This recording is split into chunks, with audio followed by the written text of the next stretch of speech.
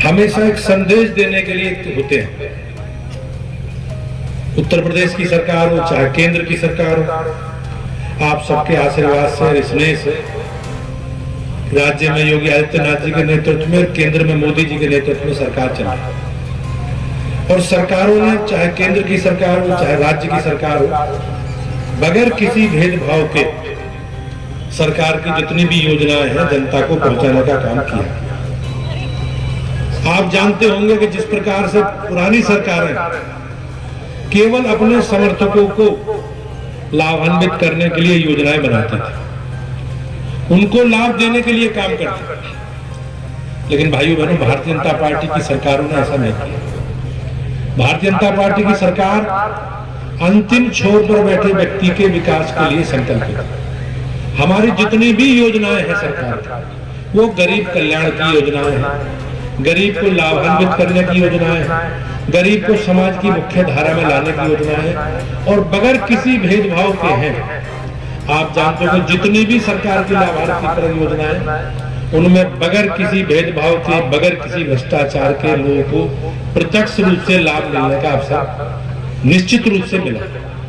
पुरानी सरकारें जिस प्रकार का काम करती थी, उसमें केवल अपने समर्थकों को, अपने समर्थक वर्गों को लाभ कैसे मिले, विकास की योजनाओं में उनकी भागीदारी कैसे हो, ठेके पट्टों में उनकी भागीदारी कैसे हो, इसकी चिंता करते हैं।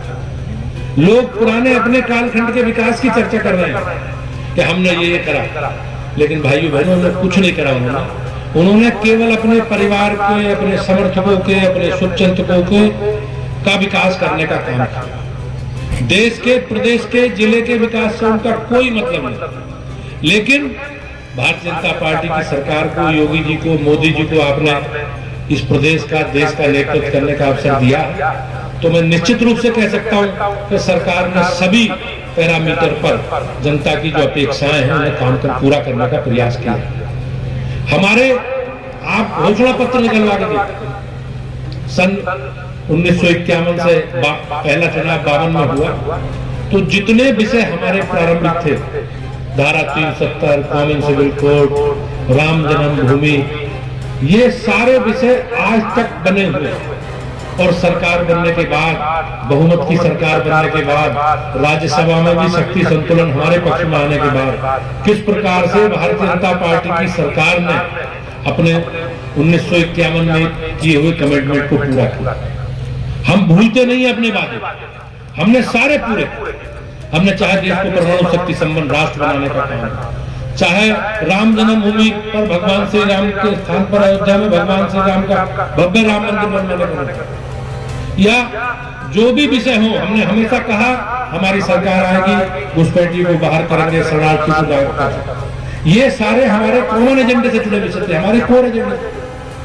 और भाइयों बहनों, आप देख रहे होंगे आज से पहले देश में दर्शन करने के लिए, तीर्थ स्थानों के लिए, अपने स्थान दिखाने के लिए किन चीजों की चर्चा करते थे?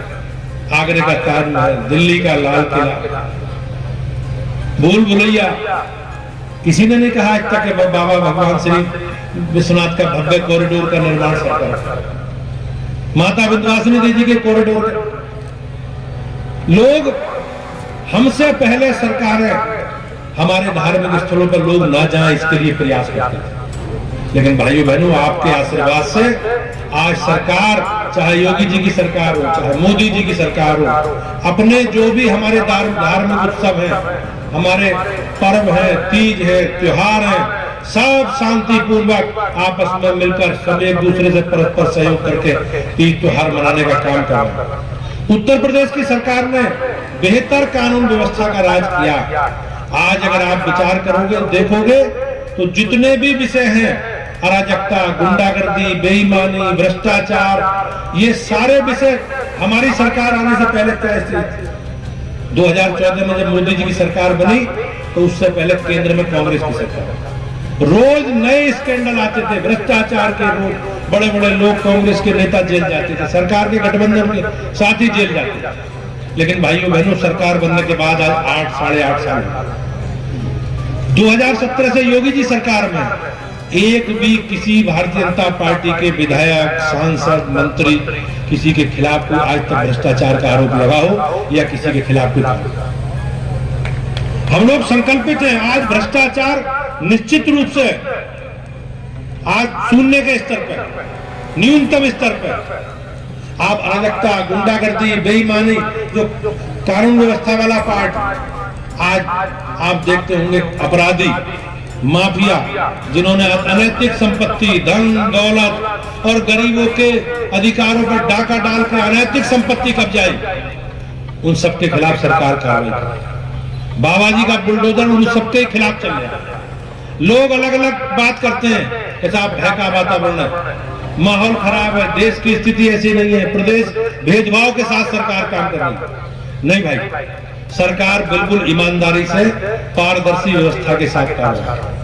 हमारा कमिटमेंट है, हमारा संकल्प है कि जो बेईमान है, भ्रष्टाचारी है, चोर है, अपराधी है, माफिया है, सबके खिलाफ बगैर किसी भेदभाव के काम सरकार कर। इन सब विषयों पर हम लोग काम कर रहे हैं। आपने देखा होगा, चाहे युवाओं से जुड़े विषय, चाहे आधारभूत ढांचे से जुड़े विषय, सरकार ने बड़े बड़े 4 lane 6 lane highway, Purvanchal express, Bundelkhand expressway, Gorakhpur expressway, इन सबको भी इसके माध्यम से रोजगार के अवसर उपलब्ध हो, इसके लिए सरकार संकल्पित है। माननीय योगी जी पूरे तन्मयता के साथ, पूरी तैयारी के साथ हमारी सरकार के कई मान्य मंत्रीगण विदेशों से निवेश आयोजित करने के लिए, विदेशों से निवेश आमंत्रित करने के लिए आज दुनिया के दौरे पर जाए। आज पूरे उत्तर प्रदेश में बेहतर माहौल रहने का, बेहतर कानून व्यवस्था, अपराध पर नियंत्रण, गुंडागर्दी पर नियंत्रण, सरकार ने बहुत अच्छा काम किया और उसी के परिणाम में आकर आज उत्तर प्रदेश देश और दुनिया के निवेशकों के लिए बेहतर स्थान बनने का काम उत्तर प्रदेश का हुआ। मुझे विश्वास है कि इस सब विषयों पर जनता जरूर विचार करेगी। आज मैनपुरी की जनता हम लोग खाली स्थान भरने के लिए चुनाव करेंगे और एक संदेश देंगे कि भारतीय जनता पार्टी की सरकार ने देश में, प्रदेश में, केंद्र में काम किया। उस कामों के आधार पर मैनपुरी की जनता भी भारतीय जनता पार्टी के साथ, भारतीय जनता पार्टी के साथ खड़ी। और आज की तारीख में जो लोग चर्चा करते हैं, एसपी सिंह बघेल भी कह रहे थे, हमारे माननीय मंत्री, कि अब कोई क्षेत्र बचा नहीं। भाइयों बहनों, आपने भारतीय जनता पार्टी को इतना आशीर्वाद इसने दिया कि आज सबसे बड़ी राजनीतिक ताकत, चाहे देश की हो, प्रदेश की हो, इन सब आप ही के प्रताप से सब चीजें हुई। और मुझे विश्वास है कि आपका आशीर्वाद और स्नेह बना रहेगा। आज मेरे संगठन के कार्यकर्ता, सभी इस विधानसभा क्षेत्र के प्रमुख कार्यकर्ता, पदाधिकारी, पार्टी संगठन से जुड़े लोग आज के कार्यक्रम में उपस्थित हैं। और भाइयों बहनों, भारतीय जनता पार्टी एक विचारधारा से जुड़े लोगों का समूह। हमारे ऐसा नहीं है जी कि परिवार के लोग, विरासत वाले लोग आगे बढ़े।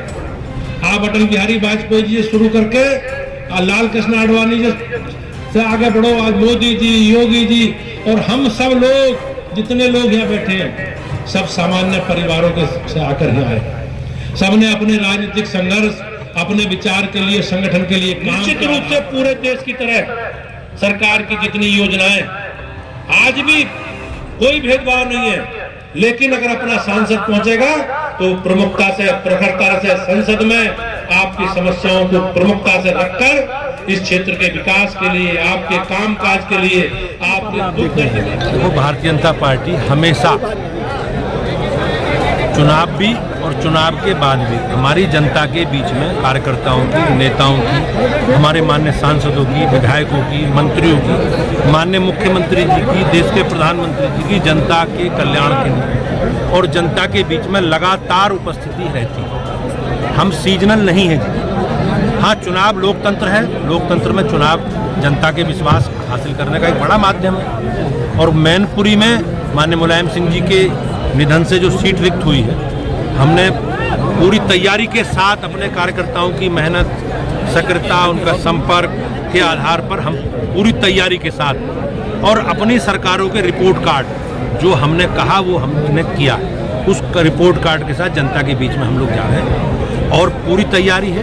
कार्यकर्ता के नाते सब लोग लगे हैं। अब मुझे विश्वास है कि मैनपुरी की महान जनता का आशीर्वाद भाजपा को मिलेगा और रघुराज सिंह साक्य निर्वाचित होकर संसद जाएंगे।